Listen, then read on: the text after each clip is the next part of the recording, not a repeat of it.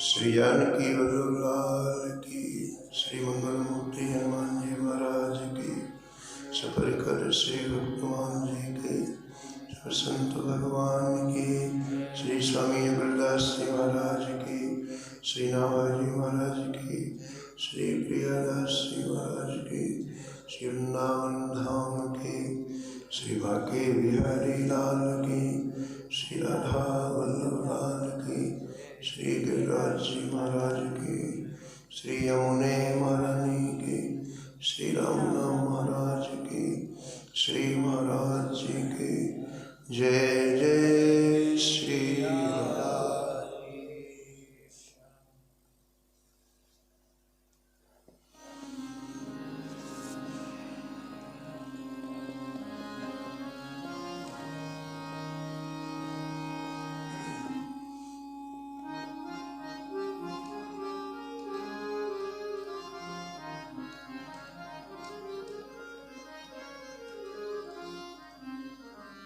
उत्कर्ष सुनत संतन को,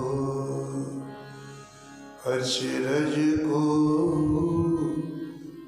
जिन करो। उत्कर्ष तिलक अरुदाम को, भक्त इष्ट अति व्यास के।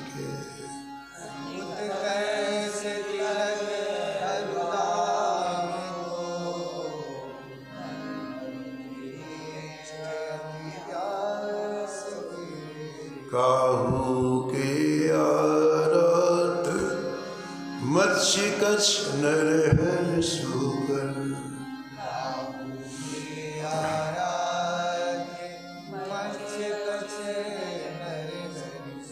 वामन फर साधरण सेठ बंधन जुसे कर।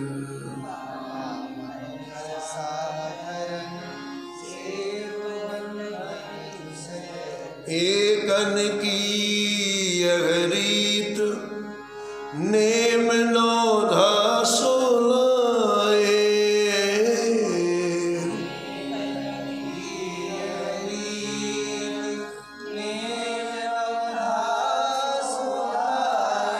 सुकुल सुमोखन सुवन अच्युत गोत्री जुलड़ाए।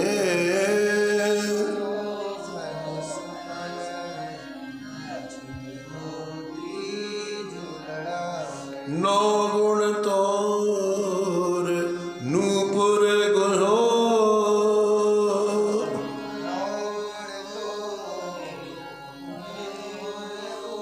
महत सभा मुनिदास के।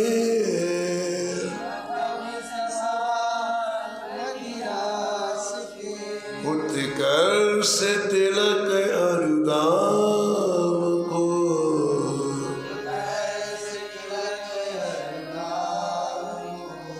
भक्त इष्ट अति व्यास के।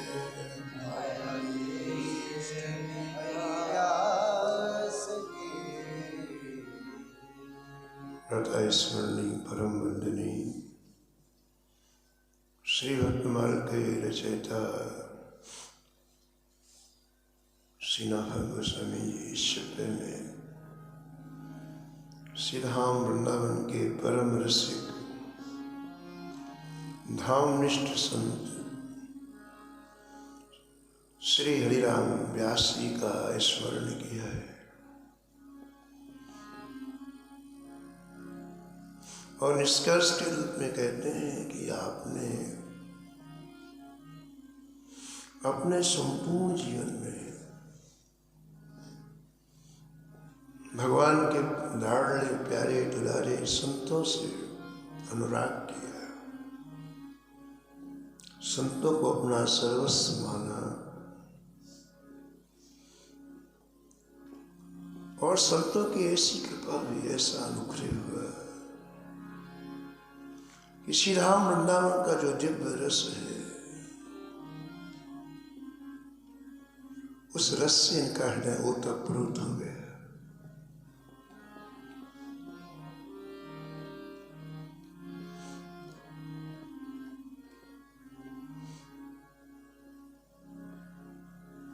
अनेक जन्म हमारे हुए हैं, अनेक जन्म की सूक्ष्म वासनाएं हमारे मन में रहती हैं।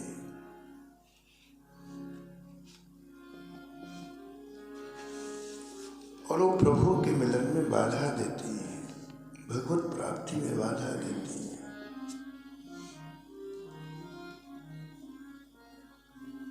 लेकिन संतों की सूक्ष्म दृष्टि पहचान लेती है। कल आपने श्रवण किया कि हरिराम व्यास जी की पत्नी जब तुलसीधाम वृंदावन आई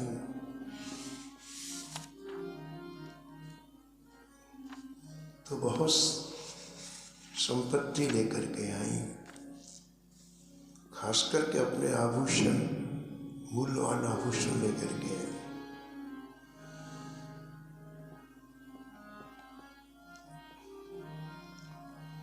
संपत्ति का विनियोग संत सेवा में होने लग गया,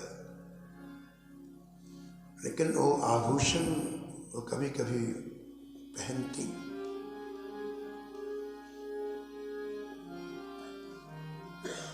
हरिराम व्यास जी को अच्छा नहीं लगता।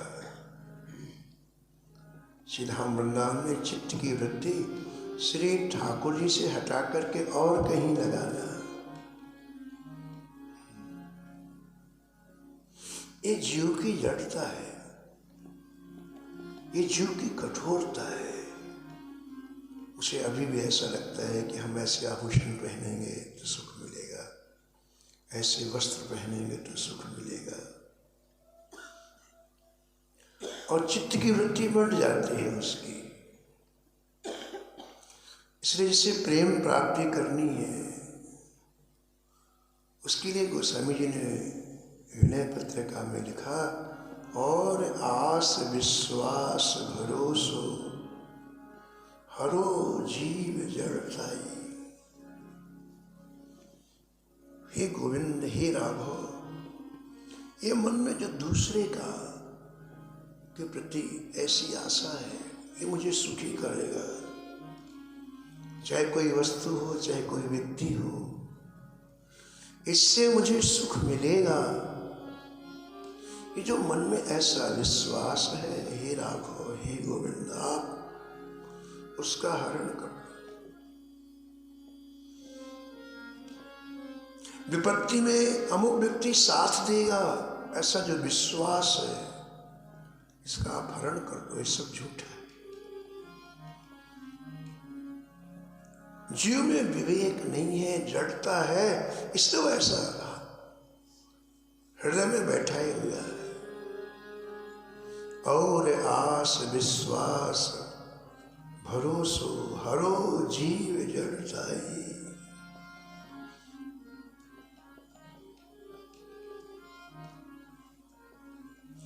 और हे नाथ, इस शरीर की जहां जहां ममता है, इस शरीर का जहां जहां लगाव है,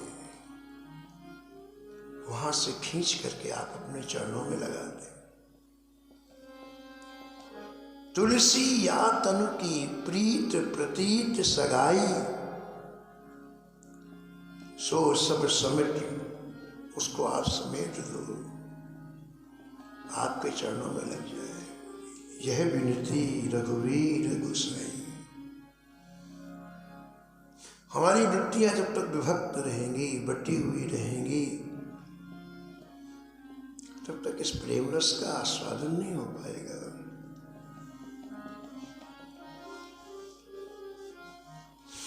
इसलिए हरिराम व्यास जी ने दंड के रूप में पत्नी को कहा,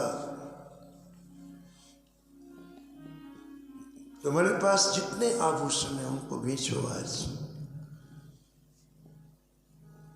एक भी आभूषण नहीं रहना चाहिए, और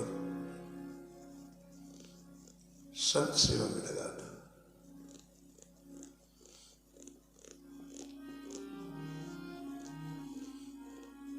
और ऐसे ही किया, और वो वृत्ति जो आभूषणों में थी वो अलग हो गई, भगवान में लग गई। भक्तमाल जी में लिखा है कि श्री माधवदास जगन्नाथपुरी में रहते हैं।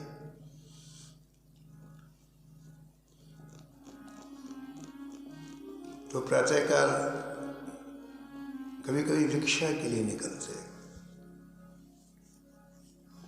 तो एक घर में खड़े हुए जय जगदीश कहा, और वो घर की जो महिला थी बहुत ही कंजूस थी, 50-60 वर्ष की आयु हो गई थी, लेकिन बड़ी कंजूस थी। उसने जीवन में कभी किसी को नया पैसा दिया नहीं। जगन्नाथपुरी में रहते हुए भी जीवन में कभी एक नया पैसा नहीं दिया किसी को। कोई मांगने आ गया तो उसको बुखार आ जाता था। उसने सोचा कि कल ना आए, इसको इतनी गालियां आज दे दो इसमें कल ना आए।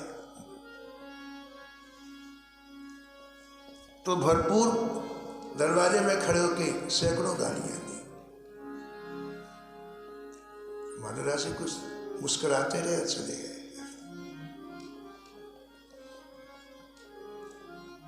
संत क्या सोचते हैं, कोई व्यक्ति जब अपमान करता है या गलत व्यवहार करता है तो संत क्या सोचते हैं, बीमार है, इसकी तबीयत ठीक नहीं है, इसका मस्तिष्क ठीक नहीं है। तो संत उसको छोड़ नहीं देते। संत सोचते इसका इलाज करना चाहिए, इसकी बीमारी ठीक करनी चाहिए। तो माधवदास जी फिर दूसरे उसके यहाँ गए, फिर गए। अब उसको इतना गुस्सा, इतनी गालियों के बाद फिर आ गया।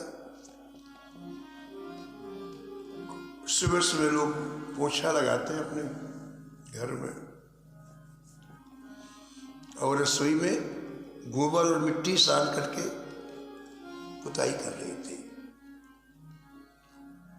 तो उसी सड़े कपड़े को कस के मारा माधवदास जी को। इस बार बात नहीं की उसने, बात से तो रुकता नहीं है, कल से ना आए इसलिए इसका इतना अपमान करूंगा। तो मारा, कस के मारा। अब गोबर से सना हुआ वो कपड़ा छाती में लगा, तो माधवदास जी दोनों हाथों से ऐसा पकड़ ली, चल लिए, उसको कुछ नहीं कहा।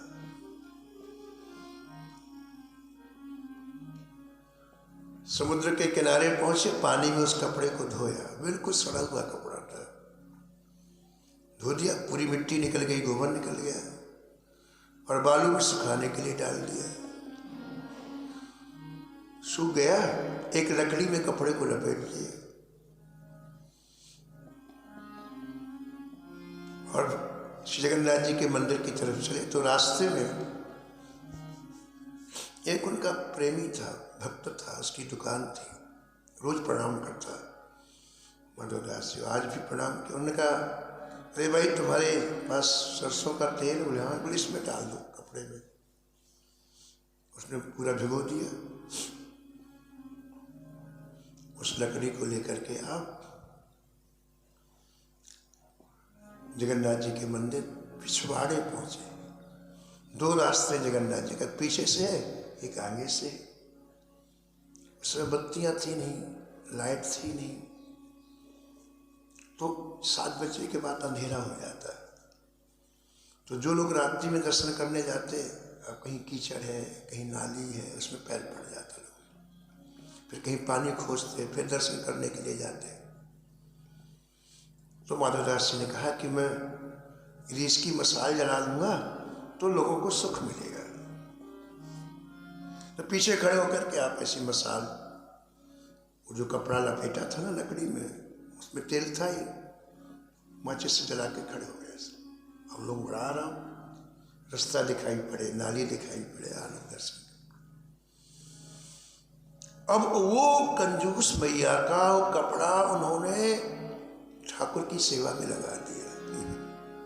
पुराना सड़ा गला कपड़ा क्या कर दिया, ठाकुर जी की सेवा में लगा दिया, मसाल बना दिया। तो उसको महाराज इतना लाभ हुआ कि इधर मसाल जल रही है, उधर उस बुढ़ी मैया के अंतःकरण के पाप जल रहे हैं एक साथ। मसाल जल के समाप्त हुई, उसका हृदय बिल्कुल निष्पाप हो गया। निष्पाप हृदय की क्या पहचान है बताओ?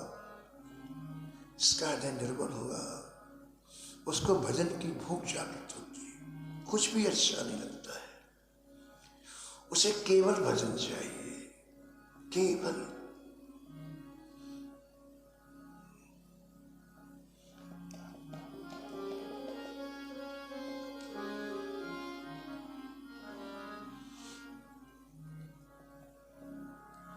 देखे विनय प्रभु कल न परत है, देखे विनय प्रभु कल न परत है, भई क्षमा सी रे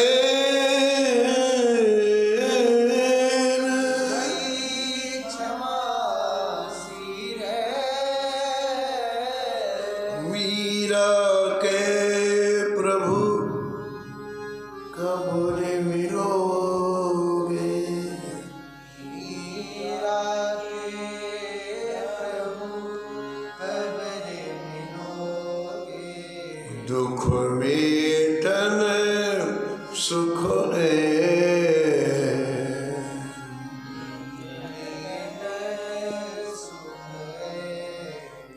दरस बिन दुखन लागे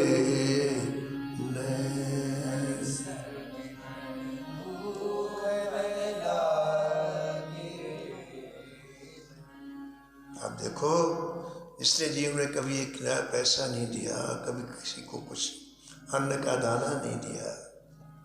जब पाप जले तो उसे सबसे पहले अपने अपराध का बोध, हरि राम राम राम। मैंने एक संत को गाली दी,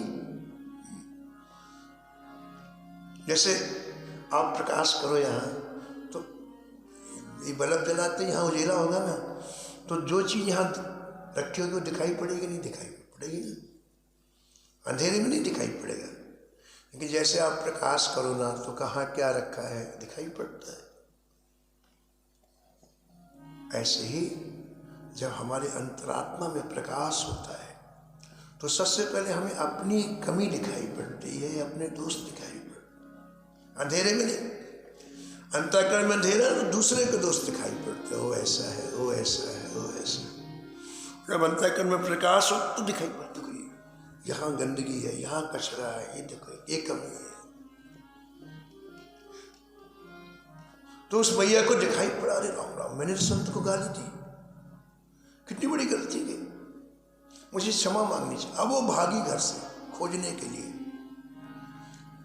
पता लगाते लगाते समुद्र के किनारे पहुंची और चरणों में पड़ करके रोने लगे, महाराज मुझे क्षमा कर दो, मैंने अनजान में आपको गाली दी, आपको ऐसे कठोर वाक्य बोले।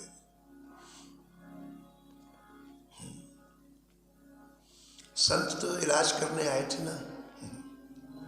माधवदास जी को बड़ी खुशी हुई कि इसका अंतःकरण सुधर गया, अभी नरक नहीं जाएगी।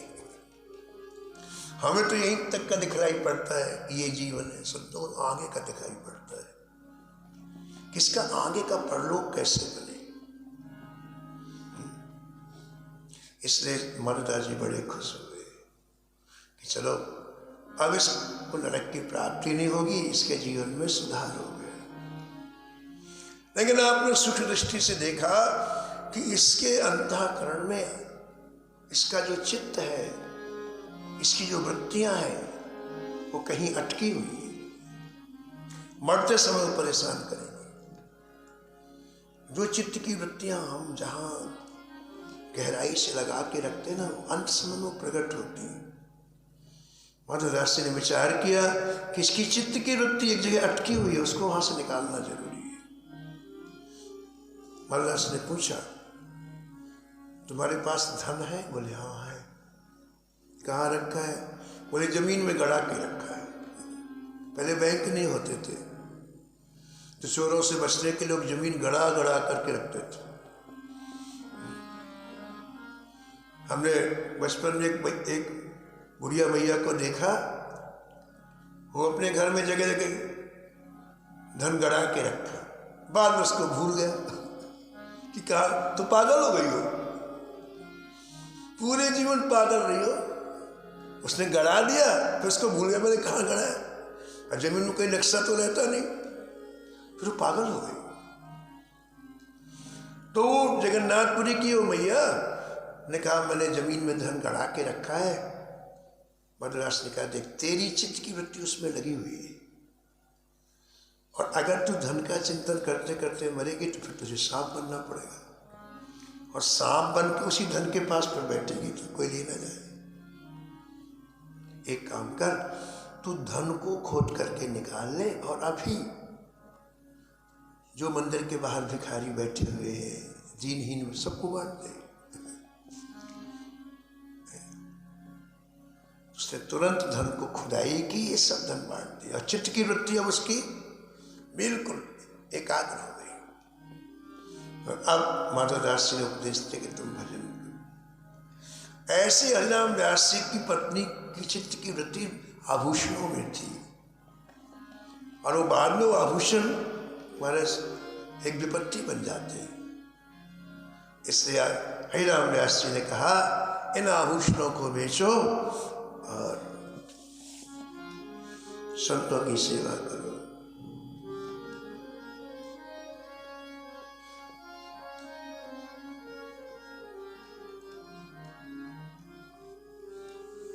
यह विनती सुनिए वैष्णव दासी,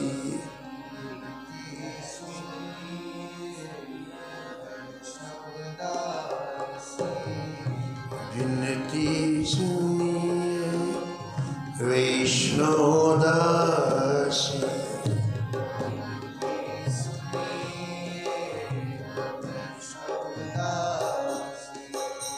जा शरीर में बसत निरंतर,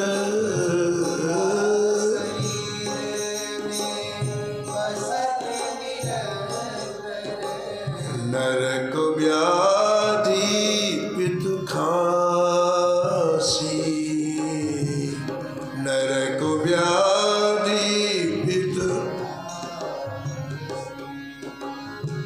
तागे भुलाए हरहि दृढ़ गइयो,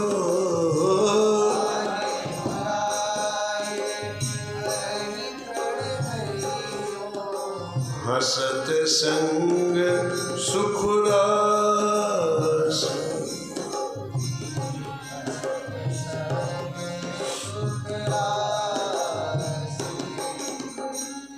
विनती सुनी वैष्णव दासी।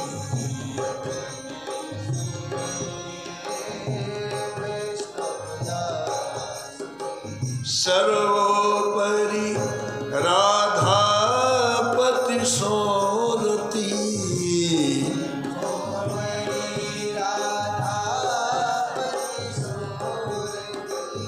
करते अनन्य विलासी,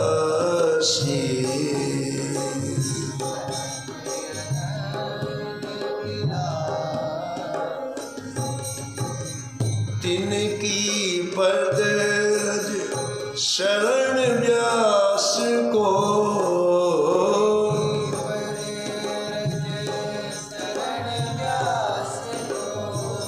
गति वृंदावन वासी,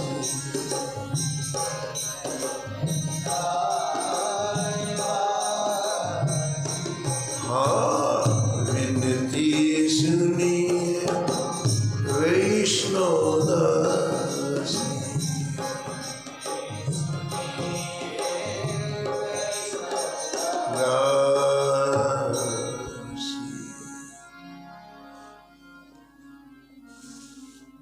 महाराज जी सुनाते थे श्रीमचार्य जी महाराज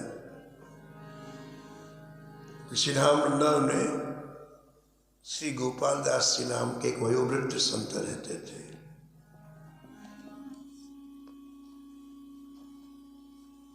वृंदावन में श्री रंग जी के मंदिर के पास में लाला बाबू जी का मंदिर है।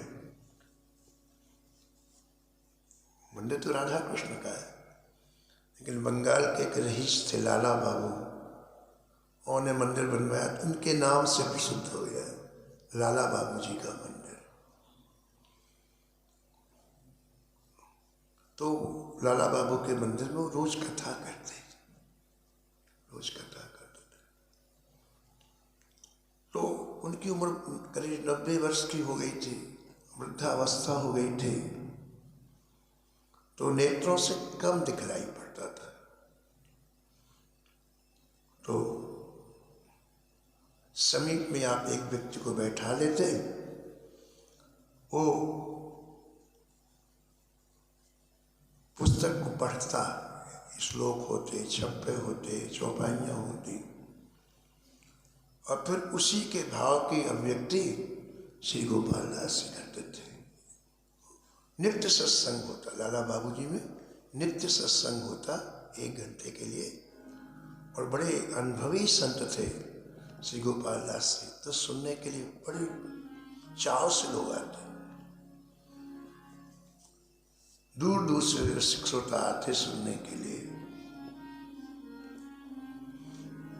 उस समय लाला बाबू जी के मंदिर के जो मैनेजर थे, उनका नाम था हंस राय जी।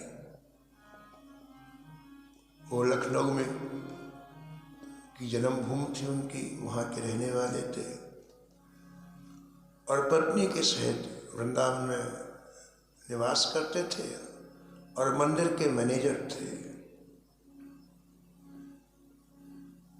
मंदिर की पूरी व्यवस्था देखते थे, मैनेजर थे।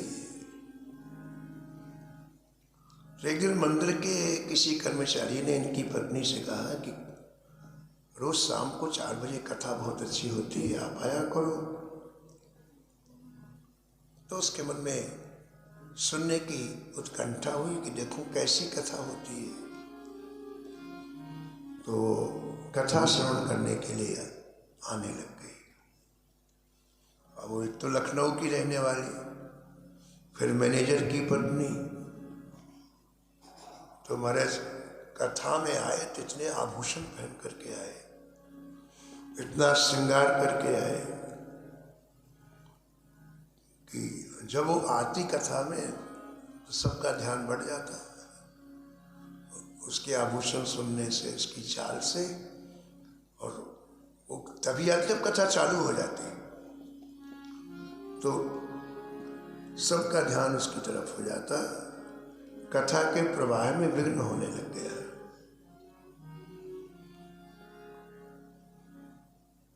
एक दिन कथा समाप्त होने के बाद गोपाल दास जी ने पूछा, भाई ये कौन है? लोगों ने कहा, महाराज इस मंदिर के मैनेजर की पत्नी है। बाबा के मन में आया कि देखो किसी न किसी बहाने इसको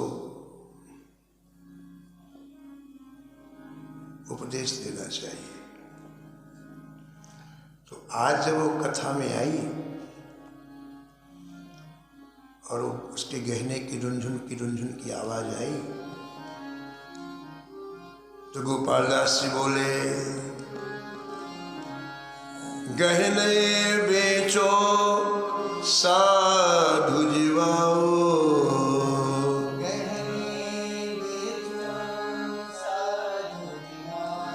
यह तन दुख को भाड़ो,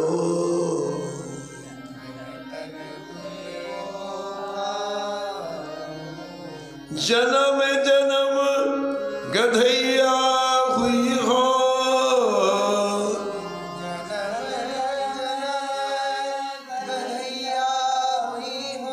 राम भजोरी राड़ो,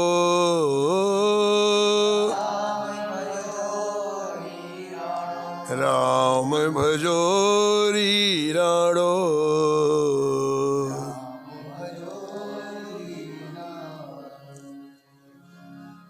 वो दोनों पंक्तियां सुनी मैनेजर की पत्नी ने, तो बात लग गई उससे।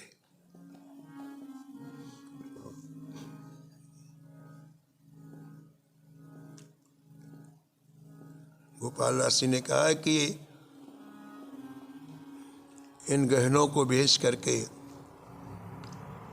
संत सेवा में लगाओ, ये गहने तुम्हें निहार नहीं करेंगे, संतों का आशीर्वाद निहार करेगा। और जिस शरीर को तू सजा रही है दुख का भाड़ा है, दुख का। अगर तुमने ऐसा नहीं किया तो अगले जन्म में गधैया बनना पड़ेगा।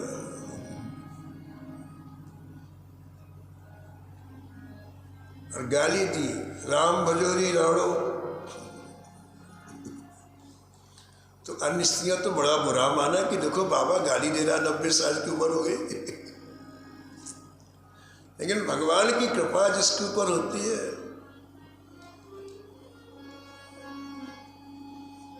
वो उन शब्दों का सार्थक अर्थ निकालता है।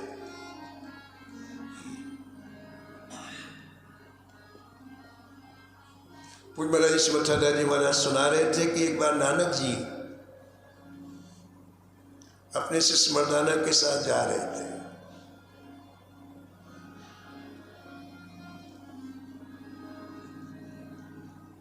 एक कौई, कौआ और कौई, फीमेल को कौई बोलते, कौई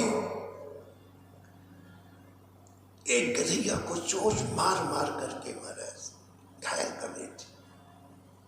वो पड़ी हुई बिल्कुल बेहोश सी, और एक कौई उसको चोंच मार मार करके घायल कर रही थी। तो उसको देख करके नानक जी को हंसी आ रही। तो शिष्य ने कहा गुरुजी ये कहाँ की बात है कि वो तो उसका मांस निकाल रही है और आप हंस रहे हो। तो नानक जी बोले बेटे तुझे पता नहीं, ये जो गधैया है ना पूर्व जन्म की रानी है, रानी। कौन है? रानी। और ये जो कौई बनी है इसकी दासी है। एक दिन रानी ने कहा मेरे नया गद्दा बना के लाओ, बिछाओ मेरे पलंग में नया गद्दा। तो दासी ने महाराज गद्दा बनाया, रुई भरी उसमें, और पलंग में बिछाया। जब लेटने के लिए रानी गई तो गद्दा उसको थोड़ा सा गड़ा, कपास के कुछ बीज उसमें रह गए थे रुई में। तो लेटी तो उसको थोड़ा सा गड़ा पेट में, और इतनी नाराज हुई, लोहे के चिमटे को गर्म करा के फिर मारा दासी को, इतनी सी भूल में। और मरने के बाद वो गधैया बनी और वो बदला ले रही है। जितने चिमटे मारे ना उसका ही बदला ले रही है। ये संसार की गति है। तो गोपाल दास ने ठीक तो कहा, जन्म जन्म गधैया हुई हो, राम भजोरी राम। अन्य स्त्रियों ने कहा कि बाबा बूढ़ा हो गया लेकिन गालियां दे रहा है हम महिलाओं को। लेकिन ग्रंथकार कहते हैं कि मैनेजर की पत्नी को तुरंत वैराग हो गया। अरे शरीर की यह स्थिति, और समय कितना बचा है? बिल्कुल थोड़ा सा। महाराज कथा पूरी हुई और खड़ी हो गई। बाबा गोपाल दास जी कथा पूरी हुई, खड़ी हो गई। सारे आभूषण निकाल के अलग कर दिए, सारे आभूषण। देखो कितनी जल्दी प्रभाव पड़ता है किसी महापुरुष के शब्दों का। आभूषण, और कहा महाराज मुझे दीक्षा दो, अब मैं केवल भजन करूं। अब एक खास बात है महाराज, समझने की बात है, बहुत बहुत समझने की बात।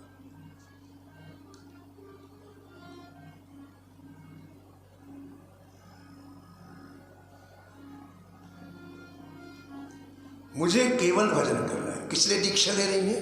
मुझे केवल भजन करना है। पूज्य राजेंद्र दास जी महाराज सुनाते थे बड़े पेट वाले कि एक व्यक्ति घर से निकल करके एक संत के पास गए और उनसे प्रार्थना की महाराज मुझे दीक्षा दीजिए, मुझे भजन करना है। तो उन्होंने दीक्षा दी, उपदेश दे दिया भजन का। एक हफ्ते के बाद कोई महापुरुष ने बहुत बड़ा भंडारा किया। ऐसी ठंडी थी, कंबल है, रजाइयाँ हैं, कमंडल है और भेंट, ऐसी कई वस्तुएं उसने बांटी संतों को ऐसी ठंडी में। तो इनके पास भी कार्ड आया तो गुरु जी ने कहा, लो बेटे ये चिट्ठी लो और चले जाना दोपहर में, और सामान लेके आ जाना, प्रसाद पा के आ जाना। अब उन्होंने गुरु जी कहीं चिट्ठी तो ले ली, लेकिन 1 घंटे के बाद फिर गुरु जी के पास वापस आए और चरणों में पड़ करके रोने लग गए, खूब रोए। बेटा क्या हुआ? बोले गुरु जी मैं कंबल कमंडल लेने नहीं आया, मैं भजन करने आया हूँ, मुझे आप ऐसी कृपा करें कि मैं भजन करूं। गुरु जी इतने प्रसन्न हुए, हृदय से लगाया और कहा, जाओ बेटा अमुक जगह बैठ के तुम भजन करो। श्री राजेंद्र दास जी कहते थे कि वो उस जगह जाके 60 वर्ष तक एक की जगह बैठ करके भजन किया और हरे राम राम राम हरे हरे, हरे कृष्ण कृष्ण कृष्ण हरे के 1 करोड़ जप किया उन्होंने। 1 करोड़ सिद्ध हो गए 60 वर्ष में बिल्कुल। तो मैनेजर की पत्नी ने कहा, मुझे अब केवल भजन करना है, केवल दीक्षा क्यों मुझे दो आप, मुझे केवल भजन करना है और विरक्त दीक्षा दो आप मुझे। अब कोई भी मुझे संबंध रखना ही नहीं किसी से। कुछ समझ में आने वाली बात है, समझ में आ जाए बात तो देखो अभी कितनी आयु है इसकी, मात्र 25 वर्ष की आयु है। बात समझ की है, चाहे वो 5 वर्ष का बालक हो, नहीं 100 वर्ष के लोग, कोई फर्क नहीं पड़ता कितना चिल्ला हो, मुझे विरक्त दीक्षा दो।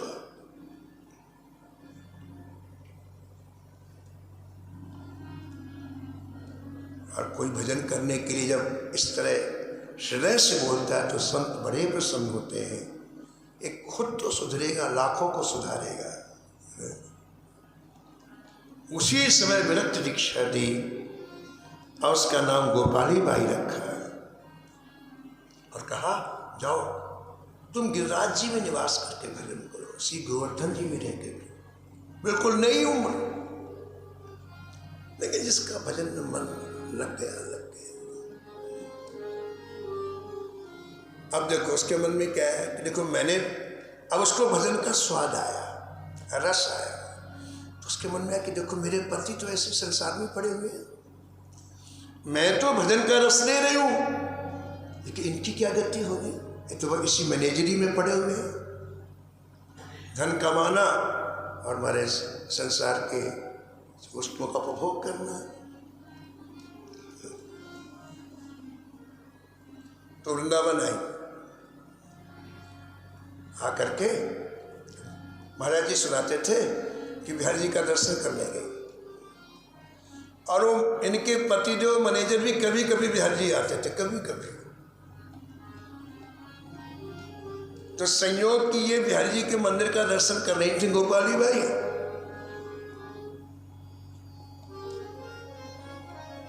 और बिहारी जी को देख करके कहा, हे बिहारी जी, या तो मेरे पति को आप भजन में लगा दो या इनकी मृत्यु हो जाए, ये मर जाए।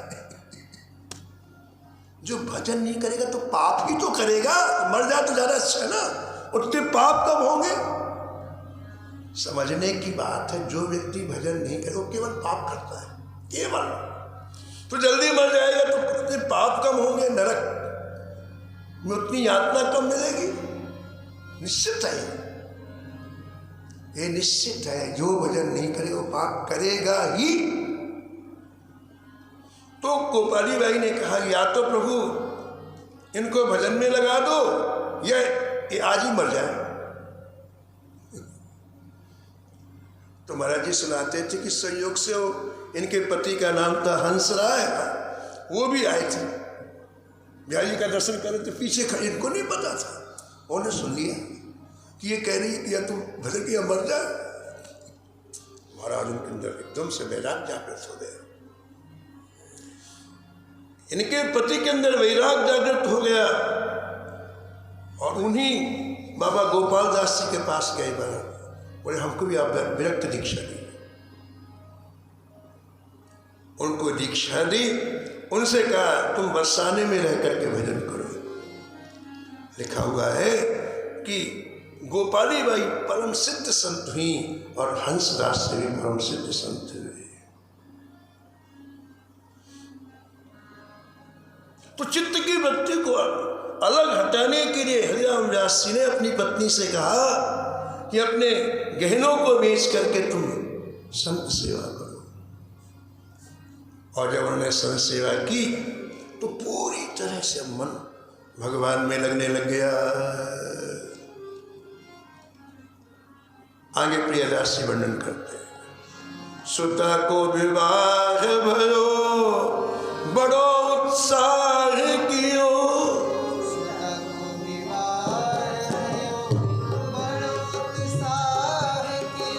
सुता को विवाह भयो बड़ो उत्साह कियो,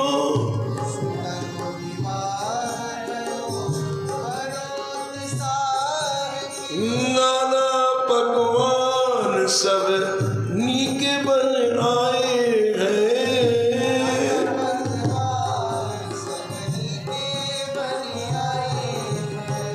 नीके बन आए हैं, नीके बन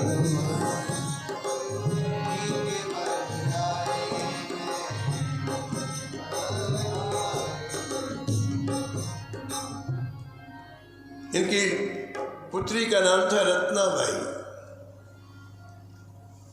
इनके पुत्रों ने और इनकी पत्नी ने इनकी पुत्री के विवाह का आयोजन किया।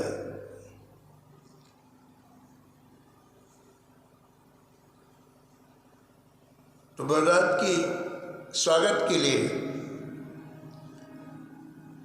पकवान बनाए गए। कहते हाथरस में विवाह निश्चित हुआ था, हाथरस से बारात आई। तो बारात के स्वागत के लिए 2-3 दिन पहले से अनेक तरह के पकवान, अनेक तरह की मिठाइयाँ बनने लग गई और एक कमरे में मिठाइयाँ सब व्यवस्थित करके रख दी गई कि जैसे बारात आएगी तब बारात का स्वागत सत्कार किया जाएगा। हरिराम व्यास जी यमुना जी से आए तो बड़ी सुगंध आ रही थी, मीठी मीठी सुगंध आ रही थी। कहा भाई इतनी पहले सूर्य घी की सब चीज बनती थी, कहा ये इतने पकवान अपने यहाँ बने हुए हैं, लेकिन ये सब बाराती लोग खाएंगे, हमारे संतों को तो कुछ मिलेगा नहीं। और कोई भी चीज अच्छी बने और संतों को न मिले, संत ना पाए, ये तो अच्छी बात नहीं है। बारात आई तो लोग सब अगवानी करने के लिए गए बारात, पूरा घर खाली। मौका मिल गया, हरिराम व्यास जी ने कमरे की कुंडी खोली, मिठाइयों को देख करके आप यमुना जी गए, सब संतों को बुला रहे, चलो चलो चलो चलो जल्दी चलो, अमनिया है अमनिया, जल्दी चलो। संत आ गए, बोले व्यास जी कहाँ में? बोले आज बैठने का समय नहीं है। हरिराम व्यास जी ने बढ़िया अच्छी पोटली बांध दी और बोले जमुना के किनारे वहीं जय बोलना, वहीं पाना, यहां से जल्दी उठाओ जाओ।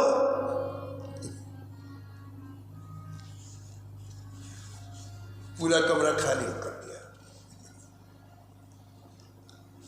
अब बारात आ गई, बारात को जन्माष्टमी में ठहराया। इनके पुत्रों ने अब नाश्ते के लिए, बाल भोग के लिए घर आए, सब ले जाए, वो सबको बाल भोग कर रहे हैं। देखा पूरा कमरा खाली, कुछ भी नहीं है।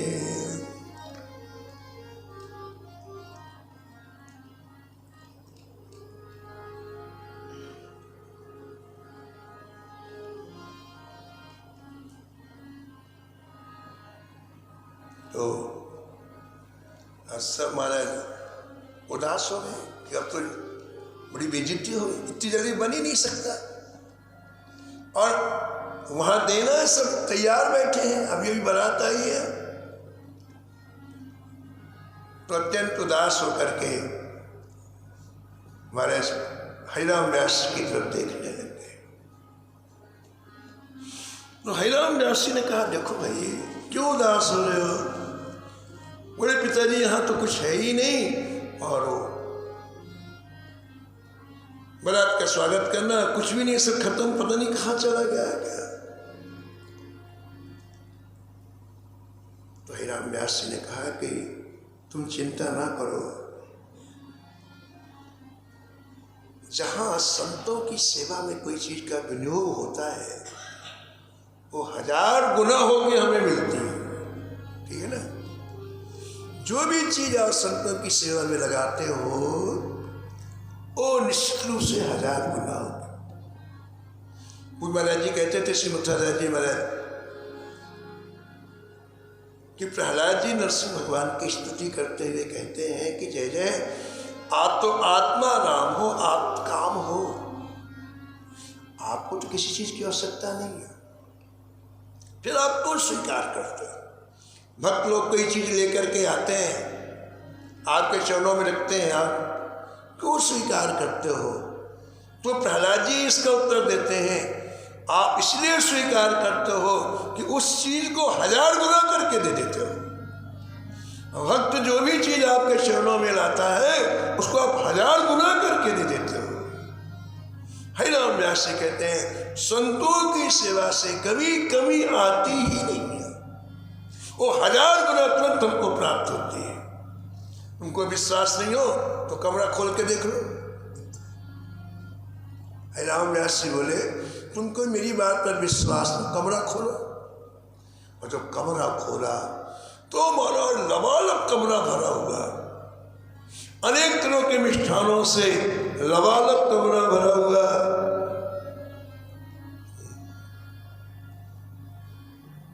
और यही बात श्री हरिराम व्यास जी को विश्वास दिलानी थी।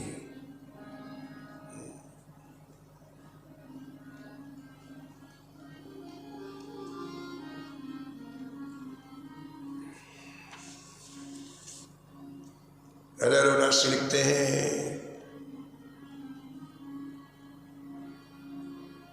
साजु ऐज सब साधु खवाए, साजु ऐज सब साधु खवाए, फिर कोठरी बंद करवाए।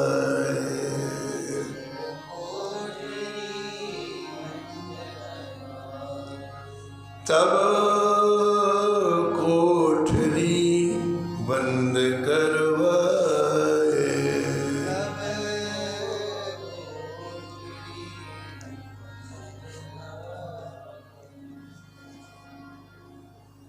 और एक बात इस प्रसंग से भी स्पष्ट होती है कि सामान्य व्यक्ति को तो अपने रिश्तेदार अच्छे लगते हैं, अपने संबंधी अच्छे लगते हैं, अपनी संतानें अच्छी लगती हैं, लेकिन संतों को संत ही अच्छे लगते हैं। इसलिए जब कोई स्वादिष्ट या मूल्यवान वस्तु बनती है तो सबसे पहले उनकी इच्छा होती है हमारे संत पाए। राम भगत प्रिय लागही जेहि, राम भगत प्रिय तेहि उर बसहु सहित वैदेही।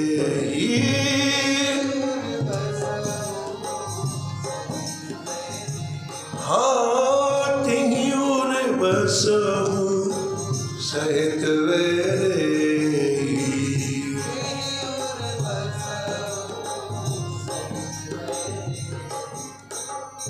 विवाह हो गया, अब विदाई की तैयारी हुई। हमने पहले दिन आपको थोड़ी सी बात बताई थी। तो बेटी पिता को प्रणाम करने के लिए गई और कहते हैं कि हरिराम व्यास जी ने उसकी तरफ देखा ही नहीं। बेटी प्रणाम कर रही थी, आपने पीठ कर लिया उधर।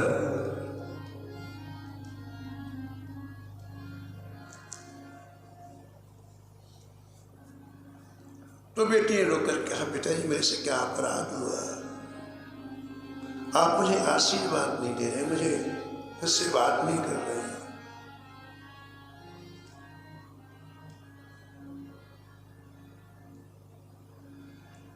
राम व्यासी ने कहा कि जो वृंदावन के छोड़ के जाता है, मैं उसकी तरफ आंख उठा के भी नहीं देख सकता। सीधा वृंदावन मिलना कोई सामान्य बात नहीं है, और मिलने के बाद जाना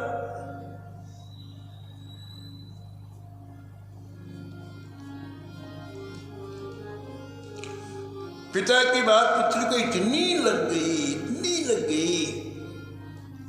उसने पिताजी के चरणों में सौगंध खाई, पिताजी मैं जब तक जीवित रहूंगी सीधा वृंदावन को छोड़ के नहीं जाऊंगा। मैं यहां मोटा खा लूंगी, मोटा पहन लूंगी, लेकिन सीधा वृंदावन को छोड़ के नहीं जाऊंगी। और उसने तत्काल विवाह के मूल्यवान आभूषण उतार दिए, वस्त्र उतार दिए, सामान से कपड़े पहन करके और सीधा वृंदावन में रह करके भजन करने लग गए। उसके ना जाने से पति भी रुक गया और आजीवन वृंदावन रही।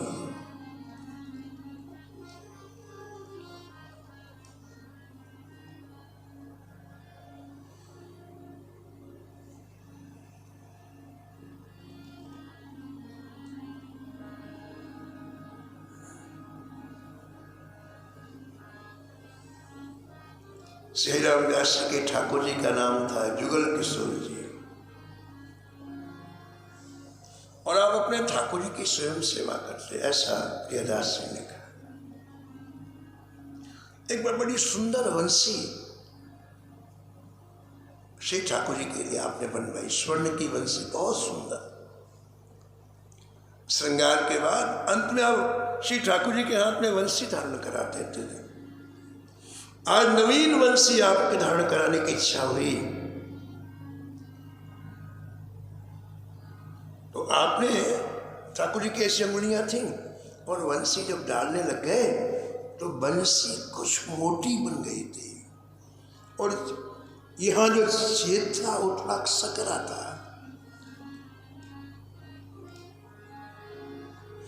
तो हरिराम व्यास ने थोड़ा ताकत से अंदर किया वंशी को, चली जाए, क्योंकि थोड़ा मोटी हुई थी वंशी।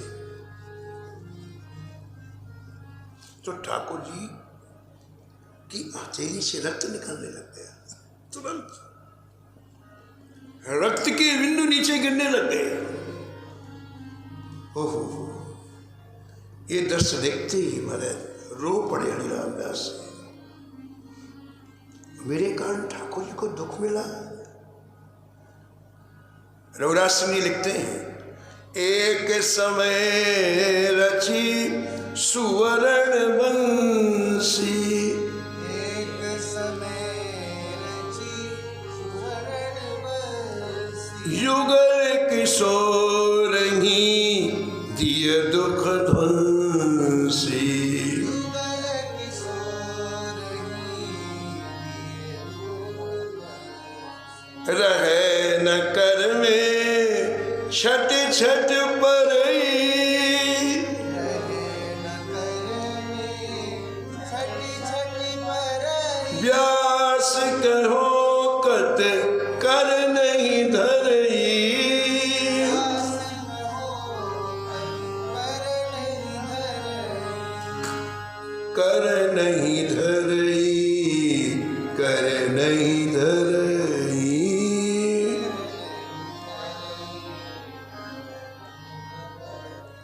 अब बड़ा दुख हुआ व्यास जी को, क्योंकि रक्त की बूंद निकल आई ठाकुर जी की हथेली से, तो वंशी को निकाला, अलग रख के बड़े अनमने हो गए।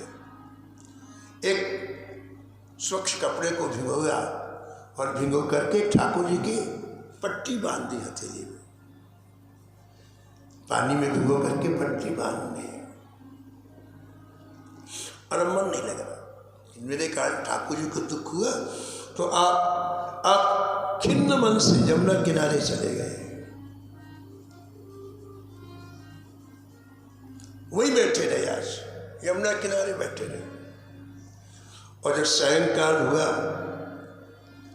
तब आप वहां आए तो क्या देखा, भगवान ने स्वयं बंसी नीचे से उठाई और अपने हाथों में धारण कर लिया।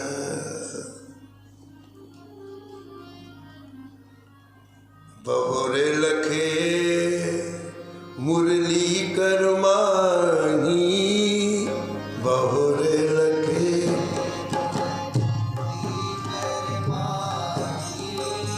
परे चरण तल सगलो तहारी।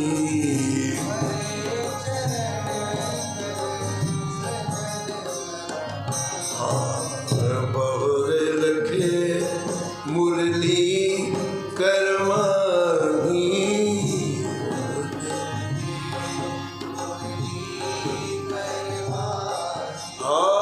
परे चरण तर सगलो तहारी।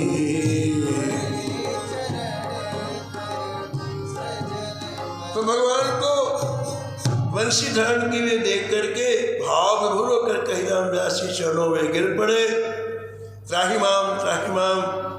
भगवान भक्तवत्सल श्री युगल किशोर जी अपने आजान बांगों को फैलाया और हरि रामदास जी को अपने हृदय से लगा लिया। भक्तवत्सल भगवान की शेष कथा कर हरि भजले हरि भजले हरि भजने का मौका।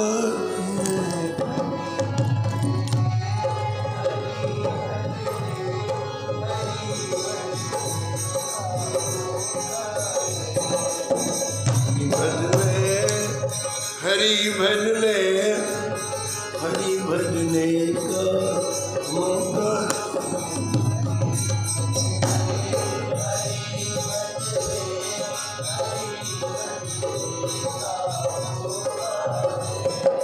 ये